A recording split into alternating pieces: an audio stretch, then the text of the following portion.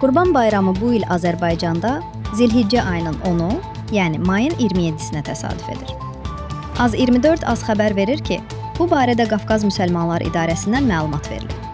Bildirilib ki, bütün məscidlərdə bayram namazı mayın 27-sində qılınacaq. Bayram namazı Əjdərbəy məscidində saat 8:00-da, Təzəpir məscidində isə saat 9:00-da qılınacaq. Həmin gündən etibarən 3 gün müddətində qurban kəsimini həyata keçirmək olar. Qurbanlıq seçərkən heyvanın sağlam olmasına diqqət yetirilməlidir. Xəstə, çox zəif, kör və ya ciddi qüsurlu heyvanın qurban kəsilməsi bəyənilmir. Həmçinin heyvanın yaşı şəriətə uyğun olmalı və ona əziyyət verilməməlidir. Qurban əti əsasən ehtiyaclı insanlara, kasıb ailələrə, yetimlərə, şəhid ailələrinə və imkansız qonşulara paylanmalıdır. Qohum və dostlara da pay vermək gözəl əməllərdən sayılır. İnsan öz qurbanından yeyə də bilər.